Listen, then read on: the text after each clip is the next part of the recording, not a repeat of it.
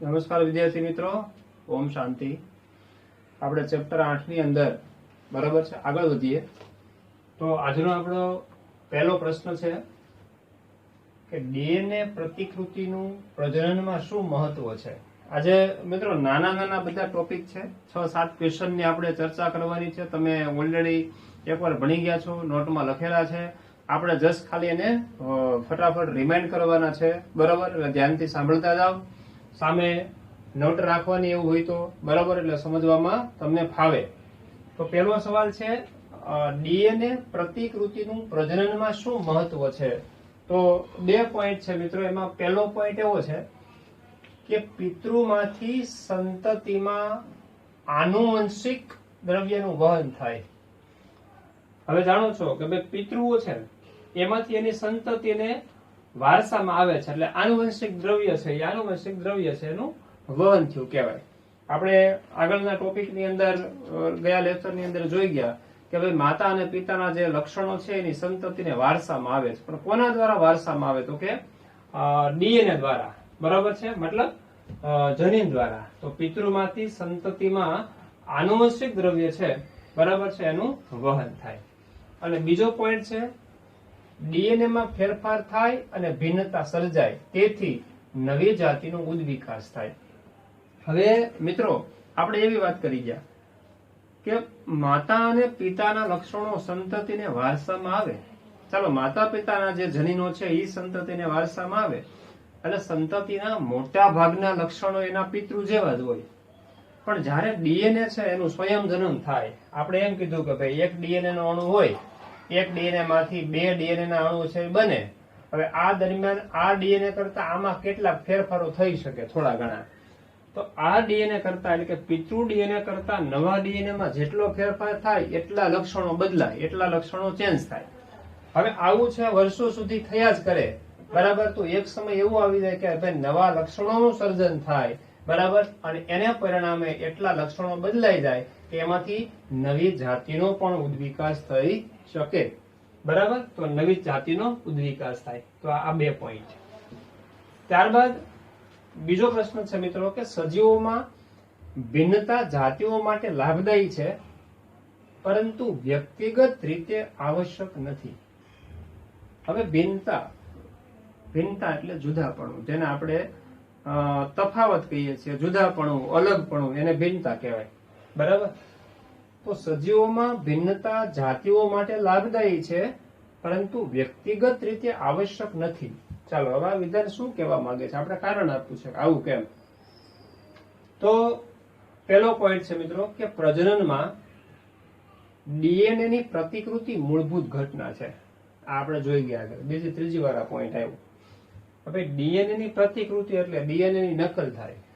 એક ડીએનએ અણુમાંથી નવા 2 ડીએનએ ના અણુ બને, અને ડીએનએ ની પ્રતિકૃતિ કહેવાય. આ મૂળભૂત ઘટના છે, બરાબર. પ્રજનનમાં આ ક્રિયા થાય જ, કારણ કે તો જ ડીએનએ છે એ વધે અને સંતતિને વારસામાં આવે. પરંતુ કેટલીક વાર આ ક્રિયા ભિન્નતા દર્શાવી શકે છે. અચ્છા, કેટલીક વાર આ ક્રિયા ભિન્નતા દર્શાવી શકે એનો મતલબ હમણાં જ આપણે જોયું કે ભાઈ આ ડીએનએ છે એવા જ નવા 2 ડીએનએ ના અણુ બને છે. પણ એમાં કેટલીક વાર એવું બને કે આ ડીએનએ કરતા નવા જે 2 ડીએનએ બને છે એમાં તફાવત આવે, જુદાપણું આવે, તો એ ભિન્નતા સર્જી શકે, તો ભિન્નતા દર્શાવી શકે. આ ભિન્નતાઓ વ્યક્તિગત રીતે ઉપયોગી નથી. ચાલો, હવે વ્યક્તિગત રીતે ઉપયોગી નથી એટલે એનો મતલબ એવો છે, કોઈ પણ માતા પિતાના સંતાનો, એક હોય સંતાન, 2 સંતાન હોય, 3 સંતાન હોય. હા, તમે કમ્પેરિઝન કરો કે ભાઈ બધા છે લક્ષણોની બાબતમાં, વાણી, વર્તન, સ્વભાવ, યાદશક્તિ, બરાબર છે, દરેકની કંઈક આગવી વિશેષતા અલગ અલગ હોય છે, એક સમાન હોતી નથી. પણ છતાંય બધા પોતપોતાની રીતે જીવી શકે છે, રહી છે, બરાબર. તો આ ભિન્નતાઓ વ્યક્તિગત રીતે ઉપયોગી નથી કે ભાઈ આવી પ્રકારની ભિન્નતા આવે તો જે સજીવ જીવી શકે કે રહી શકે, એવું નહીં. જેવા સજીવો આવે તે, જેવા લક્ષણો આવે તે. તો વ્યક્તિગત રીતે ઉપયોગી છે એવું નથી કહેવાતું, પરંતુ લાંબા સમય માટે એકત્રિત થતી રહે છે. હવે લાંબા સમય સુધી એકત્રિત થતી રહે એટલે પેઢી દર પેઢી, 5 પેઢી, 10 પેઢી, 25 પેઢી, 50 પેઢી, લક્ષણો બદલાતા જાય બદલાતા જાય બદલાતા જાય તો એક સમય મિત્રો એવો આવે, બરાબર છે, કે અલગ જાતિ છે એમાં ફેરફાર સર્જી શકે જેથી નવી જાતિનો ઉદ્વિકાસ કરી શકે. દાખલા તરીકે ચાલો એક ઉદાહરણ લઈએ. કોઈ કૂતરાની જાતિ છે, અહીંયા મિત્રો આપણે ધ્યાન દોરજો, આ એ અને આ બી, બરાબર છે. એક કૂતરાની જાતિ છે, નર કૂતરા છે, આ માદા કૂતરા છે. હવે આમની વચ્ચે પ્રજનન થાય અને બંનેના લક્ષણોને સમન્વય થતી જાતિ છે એ સી બને છે. મતલબ બધા કૂતરા છે, પણ આ સી ની અંદર એના લક્ષણો હશે, બી ના લક્ષણો હશે. ચાલો, હવે આ પહેલી પેઢી થઈ. હવે ત્યાર પછી બીજી, ત્રીજી, ચોથી, આ જે કૂતરાઓ છે નર હશે, માદા હશે, કેટલાય ઉત્પન્ન થશે, પછીની પેઢી, બરાબર. તો પિતૃઓ કરતા આના લક્ષણો થોડાક અલગ હશે. 10 પેઢી પછી આના કરતા 10મી પેઢીના લક્ષણો વધારે અલગ હશે. 20મી પેઢી, 25મી કે 50મી પેઢી વધારે અલગ હશે. 500મી પેઢી છે ખૂબ જ અલગ હશે. એક સમય એવો આવશે, એક એવી નવી જાતિ છે એનું નિર્માણ થાય કે એના પિતૃઓ કરતા આના લક્ષણો તદ્દન જુદા હોય, કોઈ લક્ષણો મેચ થતા ન હોય. ત્યારે શું કહેવાય મિત્રો? એ નવી જાતિનું સર્જન કરે. આને ઉદ્વિકાસ થયો કહેવાય. આને કહેવાય ઉદ્વિકાસ, બરાબર. તો આ ભિન્નતાઓ વ્યક્તિગત રીતે ઉપયોગી નથી, પરંતુ લાંબા સમય માટે એકત્રિત થાય અને જાતિમાં ફેરફાર સર્જી શકે અને જાતિનો ઉદ્વિકાસ પ્રેરી શકે છે. માટે આપણે શું કહી શકીએ કે ભિન્નતા જાતિઓ માટે લાભદાયી છે, પરંતુ વ્યક્તિગત રીતે આવશ્યક નથી. ત્યારબાદ મિત્રો ત્રીજો સવાલ છે, ભાજન એટલે શું અને તેના પ્રકારો ઉદાહરણ સહિત સમજાવો. તો બહુ સિમ્પલ ક્વેશ્ચન છે. હવે બહુ સિમ્પલ ક્વેશ્ચન છે, 4-5 પ્રશ્નો આપણે જોવાના છે.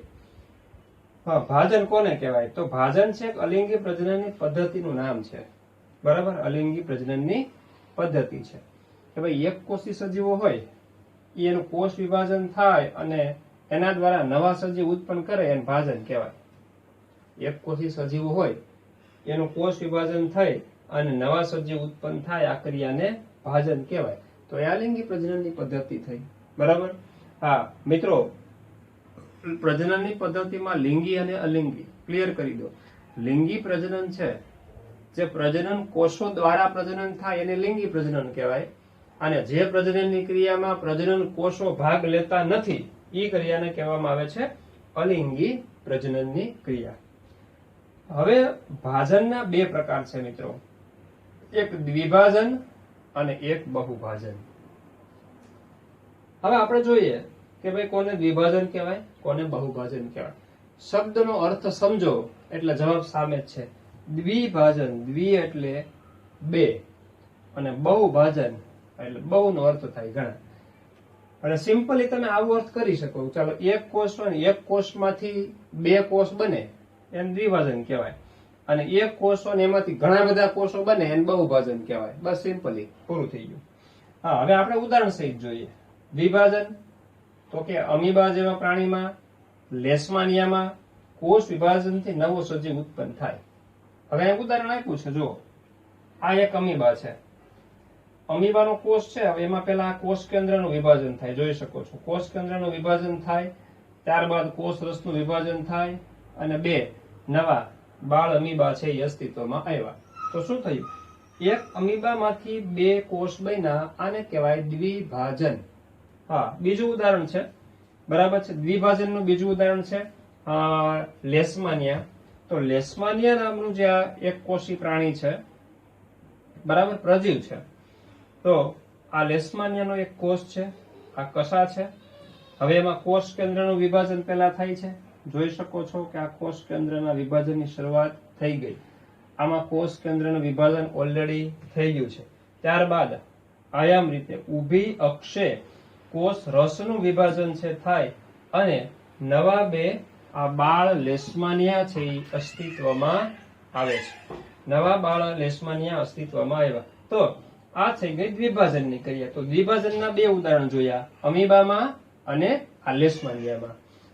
હા, હવે આ લેશમાનિયા છે મિત્રો, કાલા અઝર રોગકારક છે.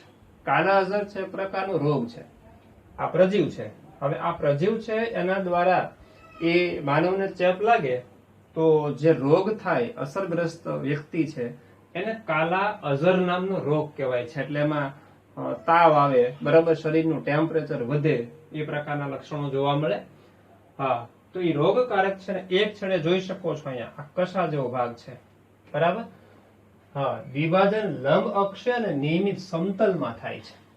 લંબ અક્ષ એટલે આને ઊભું કહેવાય. લંબ અક્ષ એટલે ઊભું છે. દાખલા તરીકે જો અહીંથી આમ ઊભી ફાટ પડે છે, અહીંથી આ જોઈ શકો છો ઊભી ફાટ, એટલે એક કોષ આ બાજુ અને એક કોષ આ બાજુ, એટલે સંપૂર્ણ બે રેસવાનિયા બની ગયા. તો આને કેવું વિભાજન કહેવાય મિત્રો?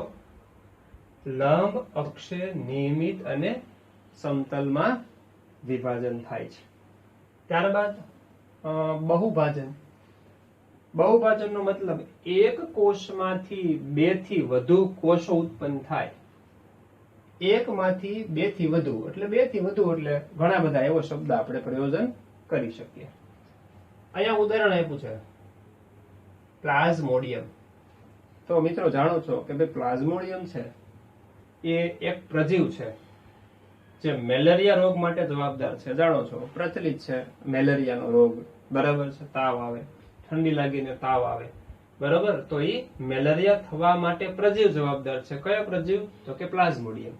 હવે પ્લાઝ્મોડિયમ છે, આ એક પ્લાઝ્મોડિયમ છે. હા, હવે એમાં આ એનું કોષ કેન્દ્ર છે. તો કોષ કેન્દ્રનું વિભાજન થાય અને અસંખ્ય કોષ કેન્દ્રો બને છે.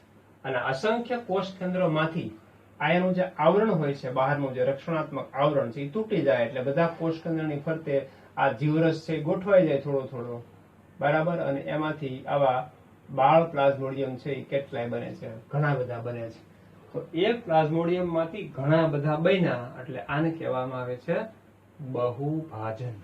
જો કે આ બુકની અંદર ઉદાહરણ આપ્યું છે, બાકી આ અમીબા છે, અમીબામાં વિભાજન થાય અને અમીબામાં કેટલીક પ્રતિકૂળ સંજોગોની અંદર આ બહુભાજનની ક્રિયા પણ થાય છે. ત્યારબાદ મિત્રો ટોપિક છે અવખંડન. બહુ સિમ્પલ વાત છે. અવખંડનનો મતલબ થાય તૂટવું. અવખંડન એટલે તૂટવું. સરળ સંરચના વાળા બહુકોષી સજીવોમાં પ્રજનનની સરળ રીત કાર્ય કરે છે. પ્રજનનની બહુ સરળ રીત છે. દાખલા તરીકે અહીંયા સ્પાયરોગાયરા આ ઉદાહરણ છે. સ્પાયરોગાયરા છે મિત્રો પાણીમાં ઉગતી લીલ છે, બરાબર, તંતુમય લીલ છે. સ્પાયરોગાયરા છે એ તંતુમય લીલનું ઉદાહરણ છે. હવે ઉદાહરણ સમજો બે અવખંડન થવું એટલે શું ને, એના દ્વારા અહીં નવી સંતતિ, નવો કોષો છે કઈ રીતે બને છે. આ એક સ્પાયરોગાયરાનો તંતુ છે, સમજો. હવે કોઈ પણ કારણોસર આ જે તંતુ છે એના ટુકડા થાય છે. પાણીમાં ઘર્ષણને કારણે, કોઈ પણ પ્રાણીઓને કારણે, ગમે તે રીતે એના ટુકડા થાય છે. હવે દાખલા તરીકે આપણે સમજી લઈએ છીએ કે ભાઈ અહીંયા ચાલો આવા 3 ટુકડા થયા, ખંડન થયું. ખંડન થવું એટલે તૂટવું. તો એક જે તંતુ હતો એના 3 થાય, 4 થાય, 5 થાય, ગમે તેટલા, ટૂંકમાં નાના ટુકડા થાય. હવે થાય શું? આ ટુકડો છે એ વૃદ્ધિ પામી મોટો બને અને એમાંથી આખો લીલનો તંતુ બનાવી દે. હા, તો એ નવી સ્પાયરોગાયરા લીલ બની ગઈ. આ ટુકડો છે એની રીતે વૃદ્ધિ પામે અને આખો નવો લીલનો તંતુ બનાવી દે છે. સેમ રીતે આ ટુકડો પણ આખો નવો લીલનો તંતુ બનાવે છે, બરાબર. તો એક ટુકડો હતો, એક તંતુ હતો, એના ટુકડા થવાથી જેટલા ટુકડા હતા એ સ્વતંત્ર તંતુમાં ફેરવાયા. તો પેલા ટુકડા તૂટ્યા, મતલબ એનું ખંડન થયું અને એમાંથી નવા તંતુઓ બન્યા. આ ક્રિયાને કહેવામાં આવે છે અવખંડન. બહુ સિમ્પલ, સરળ. ચાલો ત્યારબાદ આવે છે પુનઃસર્જન, પુનર્જનન અથવા પુનઃજનન. આ પણ બહુ એક સિમ્પલ છે મિત્રો. પુનઃસર્જન અથવા પુનર્જનન અથવા પુનઃજનન સમજાવો. તો એક ઉદાહરણ લઈને સમજીએ આપણે. આકૃતિમાં જોઈ શકો મિત્રો, આ પ્લેનેરિયાની આકૃતિ છે. પ્લેનેરિયા નામનું પ્રાણી છે. હવે પાણીની અંદર વસવાટ કરે છે. હવે એના ટુકડા થાય છે. હા, હવે માનો કે આ જે ભાગ મેં દર્શાવ્યો અહીંથી એક ટુકડો થાય છે, અહીંથી આ બીજો કાપ, બે કાપ મૂકે છે. બે કાપ મૂકવાથી એના 3 ટુકડા થાય છે. આ એક ટુકડો આવો થાય, આ બીજો ટુકડો અને આ ત્રીજો ટુકડો. જોઈ શકો છો, આ પહેલો ભાગ, આ બીજો ભાગ અને આ ત્રીજો ભાગ. 3 ટુકડા થઈ ગયા. હવે 3 ટુકડા થઈ ગયા તો હવે જોઈ શકો છો કે આ પહેલો ટુકડો છે એમાં આ ઉપરનો આટલો ભાગ છે. તો હવે એમાં શું થશે? આ નીચેના બીજો ને ત્રીજો આટલો ભાગ છે એ ઘટે છે એમાં. તો અહીંયા આવી રીતે આ ડેવલપિંગ થવા માંડે. અહીંથી કોષ વિભાજન થાય ને આટલો ભાગ નવો બની જાય, એટલે એમાંથી આખું પ્લેનેરિયા બની જાય.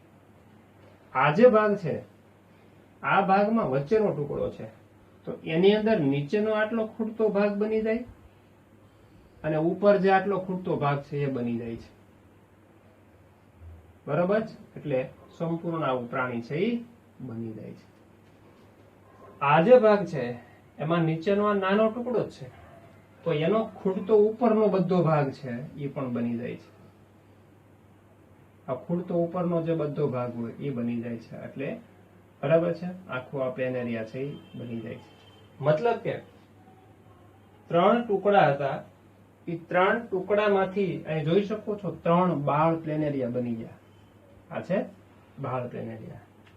તો આ એક પ્લેનેરિયા, બરાબર, ટુકડા થયા, એમાંથી આ ટુકડામાંથી વિકાસ થયો, વૃદ્ધિ થઈ અને એમાંથી નવા બાળ પ્લેનેરિયાનું નિર્માણ થઈ ગયું. હા, તો આને પુનર્સર્જન, પુનર્જનન અથવા પુનઃજનન કહેવામાં આવે છે. કોઈ પણ શરીરનો એક નાનો ટુકડો હોય, સાંભળજો મિત્રો, પુનઃસર્જન, સંપૂર્ણ ક્ષમતા પણ આને કહેવામાં આવે છે. બાયોલોજીની અંદર સંપૂર્ણ ક્ષમતા.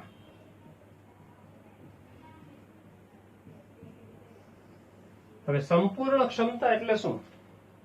કે સજીવના શરીરનો એક નાનો ટુકડો હોય ને તો પણ એ વૃદ્ધિ વિકાસ પામી અને આખા શરીરનું નિર્માણ કરે છે.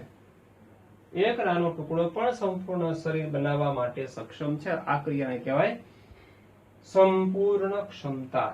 બરાબર? તો પ્લેનેરિયાનું ઉદાહરણ. બીજું, હાઇડ્રામાં પણ આવું જોવા મળે છે. હાઇડ્રા હમણાં આપણે કલિકા સર્જનમાં જોવાના કે ભાઈ હાઇડ્રાના શરીરનો કોઈ ભાગ છે તૂટી જાય, કોઈ ભાગ ટુકડો થઈ જાય, તો એ ટુકડો વૃદ્ધિ પામીને ફરીથી હાઇડ્રાનું આખું શરીર બનાવે. એને કહેવામાં આવે છે પુનર્સર્જન ક્ષમતા. હા મિત્રો, પુનર્સર્જન ક્ષમતા છે એ જુદા જુદા પ્રાણીઓની અંદર અલગ અલગ રીતે હોય છે. બધામાં અહીં લખ્યું છે વાક્ય કે ભાઈ દરેક સજીવમાં પુનર્સર્જન અને પ્રજનન સમાન નથી. હા, પુનર્સર્જનની ક્રિયા અને પ્રજનનની ક્રિયા સમાન નથી, એટલે કુદરતે બધા જ ને કઈ સંપૂર્ણ ક્ષમતા આપી નથી. હા, તમને કેટલાક ઉદાહરણ આપું. તમે જાણતા હશો કે ગરોળી હોય, ગરોળીની પૂંછડી કપાઈ જાય, હા, તો એ પૂંછડીનું પુનઃસર્જન થાય, નવી પૂંછડી ઉગે. પછી પક્ષી હોય, પક્ષીની ચાંચ હોય, તો પક્ષીની ચાંચ તૂટી જાય તો પક્ષીની ચાંચ નવી આવે, પણ પગ તૂટી જાય, ભાંગી જાય તો પગ નવો ન આવે. તો એ પુનઃસર્જન ક્ષમતાની શું થઈ ગયું? મર્યાદા થઈ ગઈ. બરાબર? માનવ શરીરની મિત્રો વાત કરીએ.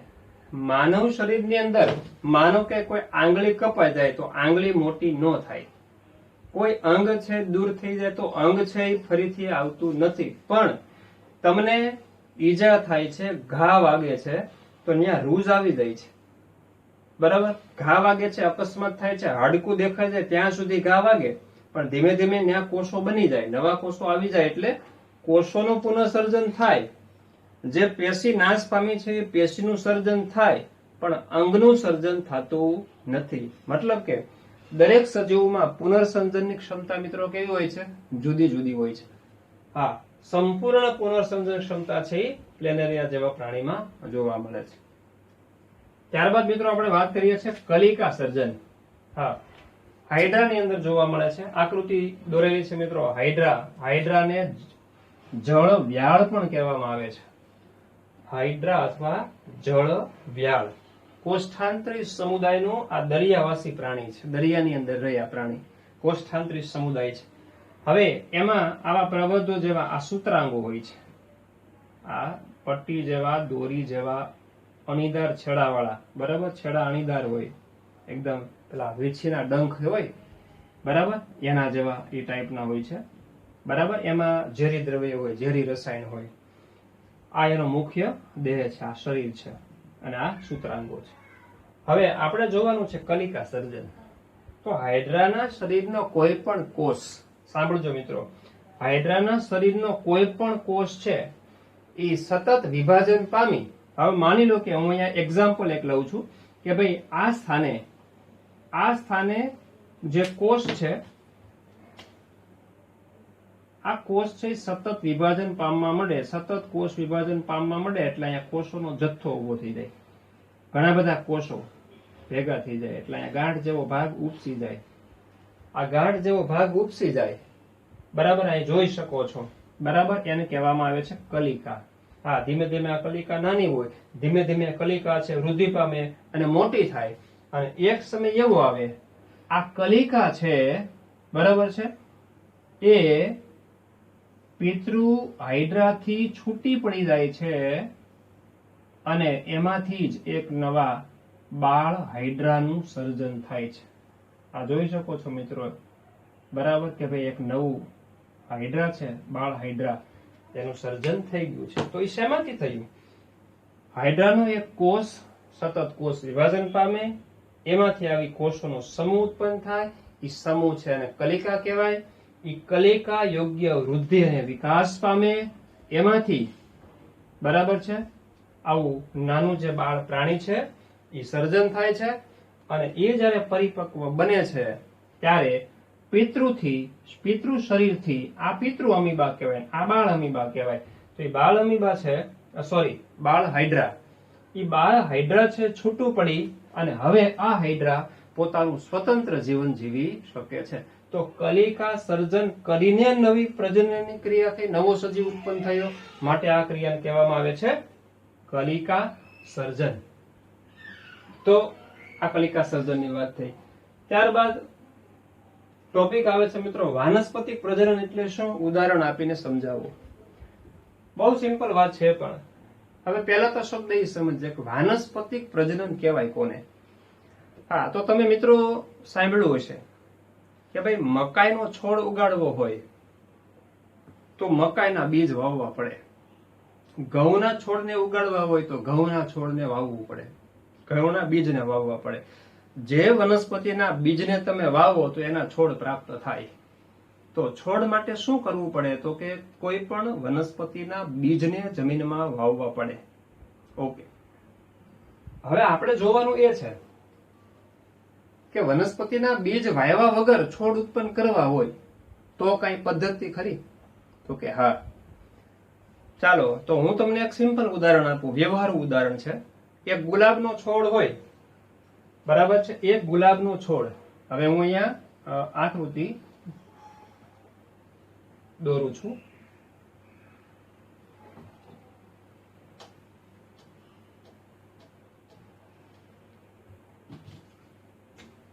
બહુ સિમ્પલ સમજવા માટેની આકૃતિ છે. આ જમીનની સપાટી છે, આ ગુલાબનું છોડ છે, એની જુદી જુદી આ ડાળીઓ છે, મતલબ કે આ પ્રકાંડ જેને આપણે કહીએ છીએ બરાબર છે. આ એનું મૂળ તંત્ર છે.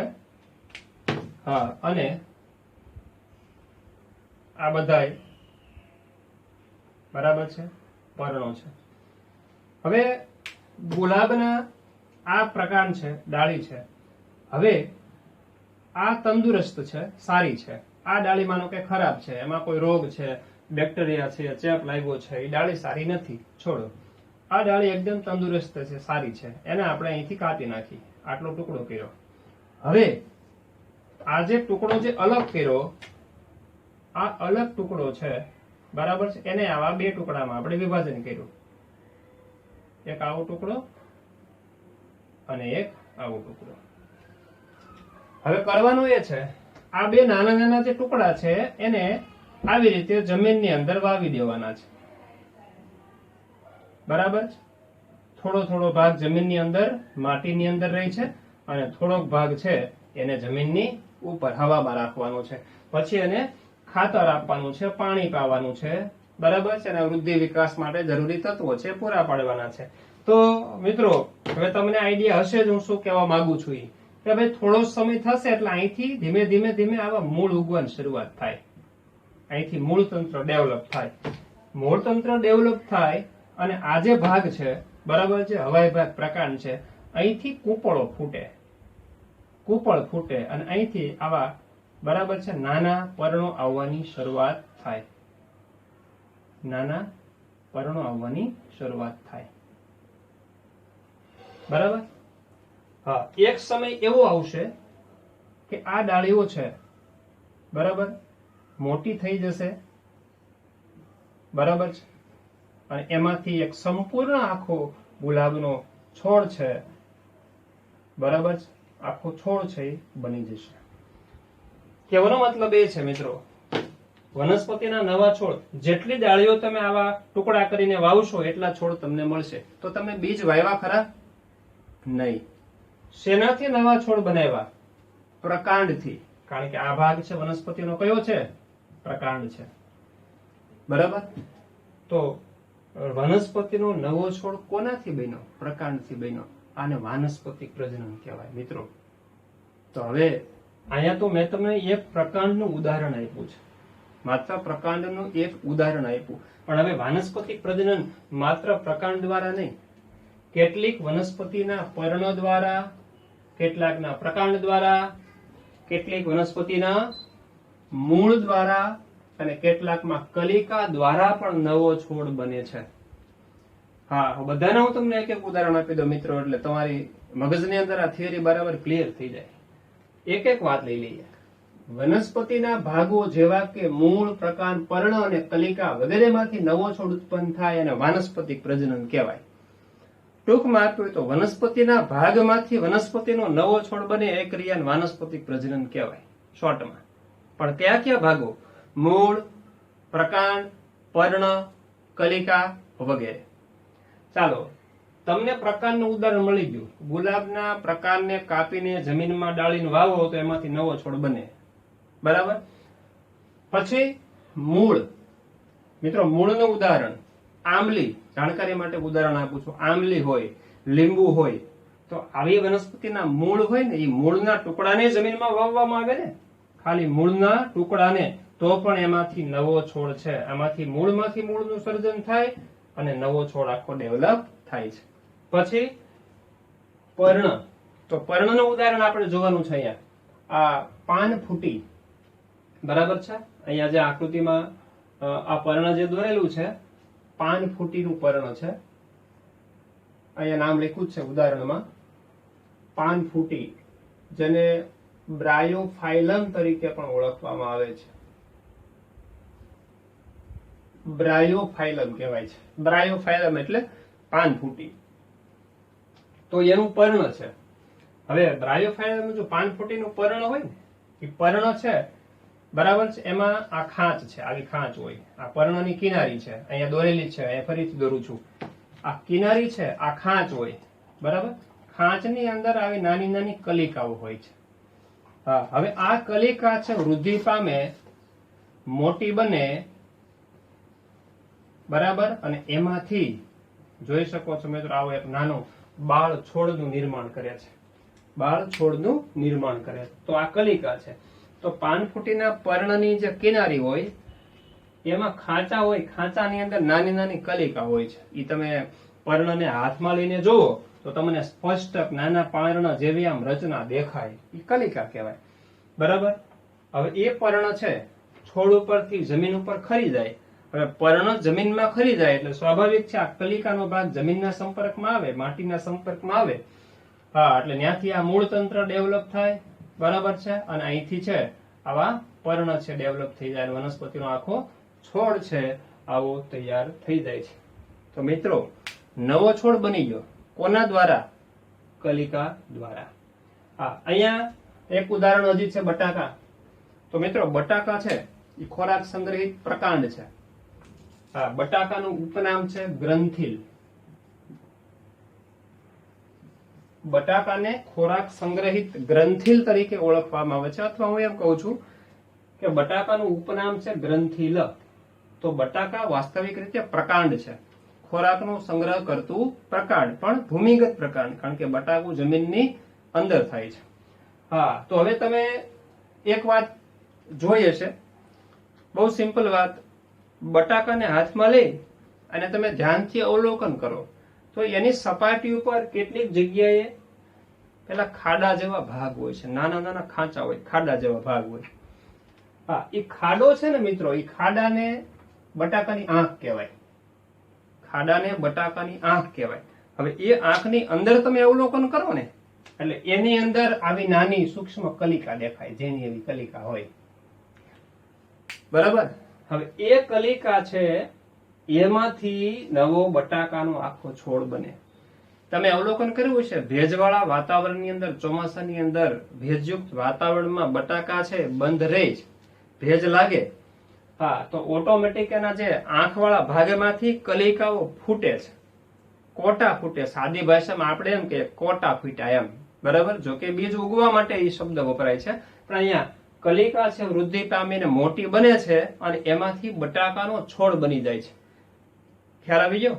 તો આ ક્રિયા છે, બરાબર, કોના દ્વારા થઈ? તો કે કલિકા દ્વારા, બટાકાના પ્રકાંડમાં આવેલી કલિકા દ્વારા. તો મિત્રો બહુ સ્પષ્ટ રીતે ખ્યાલ આવી ગયો છે કે ભાઈ વાનસ્પતિક પ્રજનન કોને કહેવાય. ફરીથી બોલું છું વ્યાખ્યા. વનસ્પતિના કોઈ ભાગ દ્વારા, જેવા કે મૂળ દ્વારા, પ્રકાંડ દ્વારા, પર્ણ દ્વારા કે કલિકા દ્વારા વનસ્પતિનો નવો છોડ બને, એ ક્રિયાને વાનસ્પતિક પ્રજનન કહેવામાં આવે છે. એના ઉદાહરણ પણ આપણે જોઈ ગયા. હવે વાનસ્પતિક પ્રજનનની કેટલીક ખેતીવાડી ક્ષેત્રે ઉપયોગિતા હોય છે. તો મિત્રો, ખેતીવાડી ક્ષેત્રે વાનસ્પતિક પ્રજનન ખાસ કરીને બાગાયતી વિદ્યાની અંદર કરવામાં આવે છે. બાગાયતી વિદ્યાની અંદર જે ફળાવ વૃક્ષો હોય, ફળ આપતા વૃક્ષોની ખેતી છે એ વાનસ્પતિક પ્રજનનથી કરવામાં આવે છે. એની અંદર કલમ પદ્ધતિ, ડાબ કલમ પદ્ધતિ અને આરોપણ જેવી પદ્ધતિ દ્વારા શેરડી છે, ગુલાબ છે, દ્રાક્ષ, કેળા વગેરે ઉગાડવામાં આવે છે. હવે મિત્રો, આ જુદી જુદી વાનસ્પતિક પ્રજનનની પદ્ધતિ છે, કલમ પદ્ધતિ. ઉદાહરણ આપી દઉં જાણકારી માટે.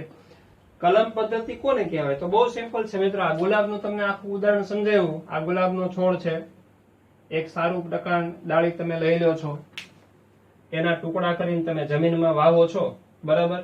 તો આ સિમ્પલ કલમ પદ્ધતિ થઈ. પછી ડાબ કલમ પદ્ધતિ કોને કહેવાય?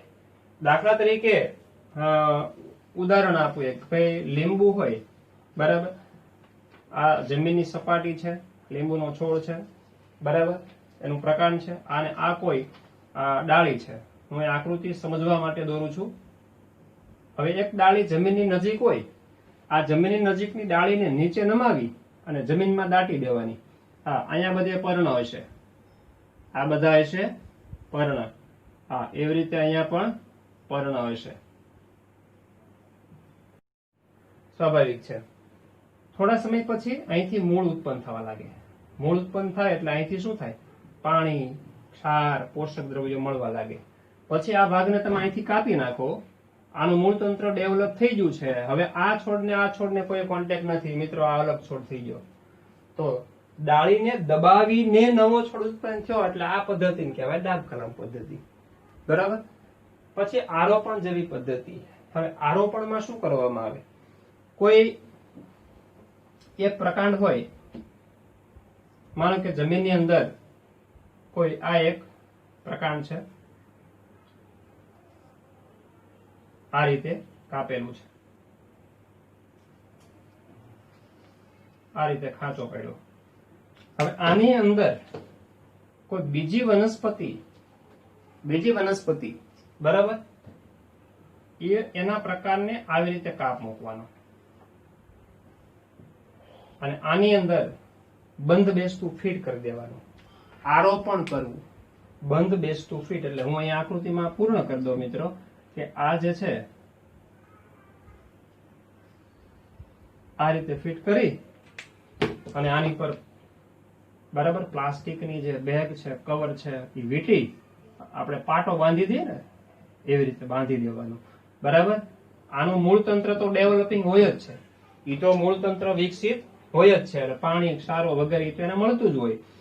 બરાબર છે. હવે પોષણ મળવા લાગે વધુ એટલે આ સપાટી, મતલબ આ જે પ્રકાંડ છે ને આ પ્રકાંડ છે, બરાબર, અને સ્ટોક કહેવામાં આવે છે અને સાયોન કહેવામાં આવે છે બાયોલોજીની ભાષામાં. તો સ્ટોક અને સાયોનનું જે આ ભૌતિક જોડાણ કહેવાય, પોષણ મળવા લાગે એટલે દેહધાર્મિક જોડાણ થઈ જાય. મતલબ કે અહીંથી પાણી ક્ષારોનું વહન ઉપર થવા માંડે એટલે અહીંથી નવી ડાળીઓ છે ફૂટવાનું ચાલુ થાય અને નવો છોડ ઉત્પન્ન થઈ જાય. જો કે વિજ્ઞાનની અંદર આરોપણની ઘણી બધી પદ્ધતિઓ છે, બરોબર.